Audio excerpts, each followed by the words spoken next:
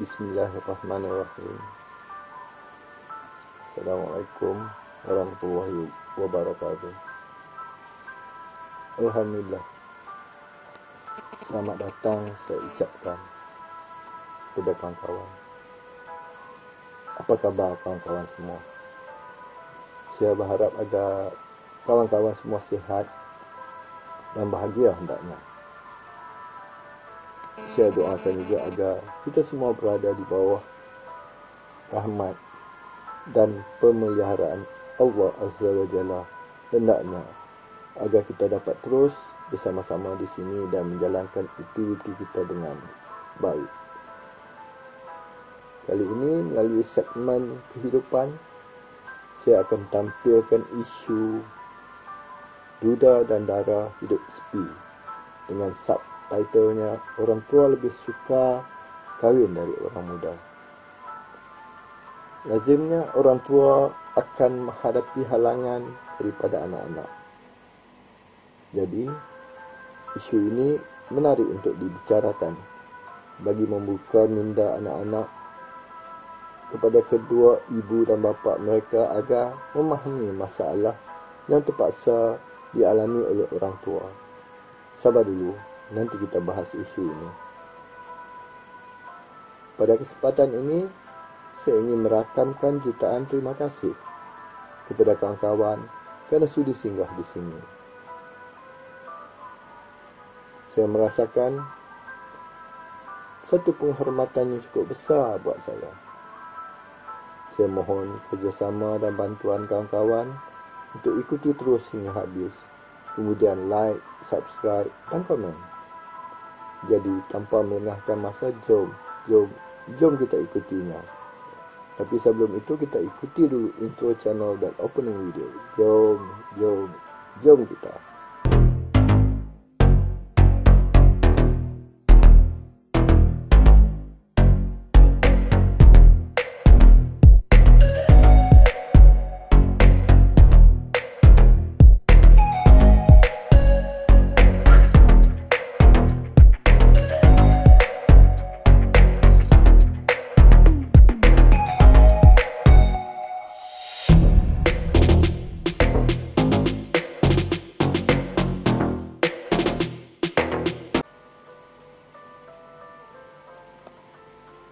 Alhamdulillah, jutaan terima kasih kerana kawan-kawan masih terus menemani saya di sini.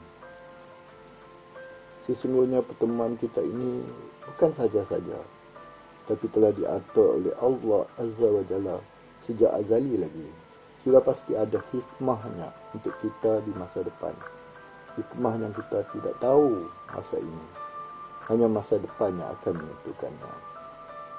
Pelanjur kawan-kawan telah ke sini, saya mohon kerjasama dan bantuan kawan-kawan untuk terus bersama-sama saya di sini hingga akhir dan mensubscribe, like dan komen channel ini sebagai sokongan. Bagi yang belum dan bagi yang sudah subscribe, jutaan terima kasih dari saya. Saya juga memohon agar kawan-kawan terus mengikuti video-video lain yang telah diupload di channel saya ini. Channel ini akan membicarakan soal kehidupan melalui segmen sketsa kehidupan, seni dan budaya, fikrah Muslim, ikhlas masa, my inside story, short film dan telemovie. InsyaAllah, kawan-kawan akan dapat nilai tambah ilmu mengenai kehidupan dan kemanusiaan. Sesungguhnya ilmu mengenai kehidupan dan kemanusiaan ini tidak pernah diajar di mana-mana universiti di dunia ini.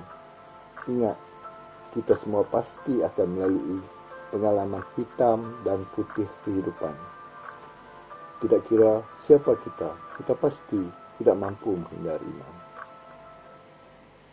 Sekiranya kawan-kawan ingin melihat jodoh semua video yang telah saya upload, kawan-kawan klik saja atas nama saya di mana-mana video saya. Pihak YouTube akan membawa kawan-kawan ke page YouTube saya. Kawan-kawan juga boleh tunggu di bahagian akhir video ini, di mana pihak YouTube akan mencadangkan kepada kawan-kawan video dari channel saya yang boleh diikuti.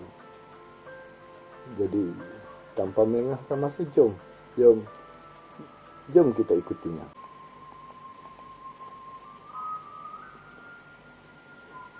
Ingat dulu, semasa kita hendak berkahwin dengan pilihan hati kita, adakah kedua ibu dan bapa kita menghalangnya? Lazimnya kedua ibu dan bapa kita tidak pernah menghalangnya, malah berusaha membantu merealisasikan impian anak-anaknya mengikut kemampuan mereka. Bagi ibu bapa di kalangan yang berada, pasti akan memberikan sedikit bantuan keuangan dan mengadakan majlis perkahwinan di samping soal-soal lain yang berkaitan dengan perkahwinan itu. Manakala bagi ibu dan bapa yang kurang berada, mereka akan membantu apa yang ada dan boleh bagi menjayakan majlis perkahwinan itu. Berkahwin adalah fitrah semula jadi kita sebagai manusia. Orang lelaki bahkan hendakkan orang perempuan, dan begitulah sebaliknya. Ayahanda kita Nabi Adam alaihi salam sudah berada di syurga sendirian dan merasa sunyi dan inginkan teman. Maka Allah Subhanahu wa taala telah menjadikan Hawa untuk Nabi Adam alaihi salam. Apalagi kita yang hidup di dunia ini dan setiap hari akan bertemu mereka yang berlawanan jenis, pasti akan timbul hasrat untuk berteman dan berkahwin. Psikologi daripada Islamic Online University, Hannah Morris mengatakan pernikahan sangat dianjurkan dalam Islam kerana beragam alasan. Di antaranya untuk memberikan kenyamanan sekaligus perlindungan dari perbuatan zina. Makhluk Allah SWT diciptakan berpasang-pasangan seperti firman-Nya yang bermaksud Maha Suci Tuhan yang telah menciptakan pasangan semuanya baik dari apa yang ditumbuhkan oleh bumi dan daripada diri mereka maupun daripada apa-apa yang mereka tidak ketahui. Surah Yasin ayat 36. Kehidupan tidak akan seimbang jika tiada pasangan. Contohnya, kejadian atom tidak akan stabil jika cas negatif tidak disertai dengan cas positif. Ia saling memerlukan untuk menstabilkannya.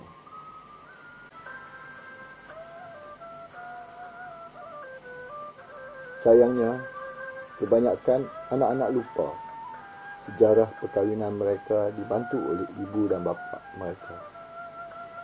Mengapa saya katakan begitu? Kerana apabila ibu dan bapa telah kehilangan pasangannya, tidak kira sama ada bercerai atau meninggal dunia, ibu dan bapa itu berhasrat untuk berkahwin. Terlalu banyak halangan daripada anak-anak. Mungkin anak-anak beranggapan yang ibu dan bapa mereka sudah tidak ingat dan sayang akan pasangan mereka yang telah tiada.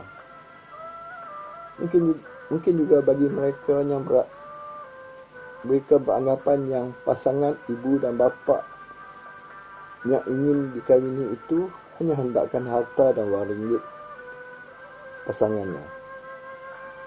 Malah yang lebih keterlaluan apabila anak-anak beranggapan yang ibu dan bapa yang ingin berkahwin itu masih memikirkan soal seks, sedangkan usia sudah senja. Berdasarkan anggapan ini, anak-anak akan cuba dan berusaha mencari alasan agar ibu dan bapa mereka tidak berkahwin lagi. Inilah dilema yang dihadapi oleh mereka yang berusia senja untuk berkahwin lagi. Dari segi hukum, anak-anak tak boleh menghalang hasrat ibu dan bapa yang ingin berkahwin. Malah mereka perlu membantu dan memudahkannya. Jom Jom kita terus mengikutinya. Anak-anak harus ingat, ibu dan bapa mereka jauh lebih tua dan telah melalui berbagai pengalaman hidup dan dapat menilai, dapat membuat penilaian mengenai pasangan mereka itu. Dan tujuan mereka berkahwin juga bukan soal seks semata-mata. Harus diingat, anak-anak yang ada sibuk menguruskan keluarga mereka dan pastinya tidak ada masa untuk melayan ibu atau bapa yang sudah tidak punya pasangan hidup. Kalaupun ada, ibu dan bapa tidak dapat berbual dengan anak-anak kerana fokus dan perhatian anak-anak dan ibu atau bapa itu berbeza. Ibu atau bapa hanya akan bercakap dengan anak-anak. Jika ada pasangan hidup, mereka akan dapat berkongsi cerita dan mereka akan merasa teramat bahagia walaupun hanya dengan belayan kasih dan sayang, bukannya seks seperti yang ada di fikiran anak-anak. Jadi saya berharap anak-anak yang menghalang ibu dan bapa berkahwin lain, bukakanlah minda, berfikir dengan terbuka. Berusahalah membahagiakan kedua ibu atau bapa, lebih-lebih lagi di kala mereka telah kehilangan pasangan hidup mereka. Ingat, masa anak-anak akan datang dan mungkin di masa depan akan mengalami kehilangan pasangan. Ketika itu baru anak-anak sedar betapa sunyinya ibu atau bapa mereka dahulu setelah kehilangan pasangan mereka.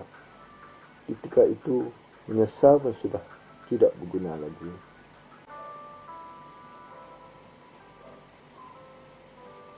Alhamdulillah, begitulah pembicaraan saya mengenai isu duda dan janda hidup sepi, dan dengan subtitlenya orang tua lebih suka berkahwin dari orang muda. Saya amat berharap pembicaraan saya mengenai isu ini dapat membuka minda anak-anak agar tidak menghalang ibu dan bapa, khususnya yang bergelar janda dan duda. Lazimnya rata-rata ibu dan bapa tidak pernah menghalang sekiranya anak-anak mereka ingin kahwin dahulu. Perkara yang penting terutama bagi anak lelaki hanyalah siapkan belanja, dan ibu dan bapa pasti akan berusaha memudahkan cara. Mungkin kedua ibu dan bapa membantu sikit-sikit bagi yang ada. Jadi tidak ada sebab untuk anak-anak menghalang kehendak ibu dan bapa, terutama yang bergelar janda dan duda itu dari berkahwin.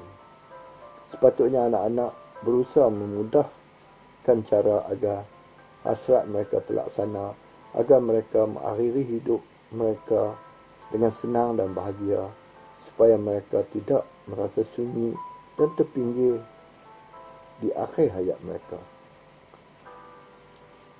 Saya merasa cukuplah sampai di sini. Kita jumpa lagi di lain video. Jutaan terima kasih kerana kawan-kawan sudi mengikutinya hingga akhir.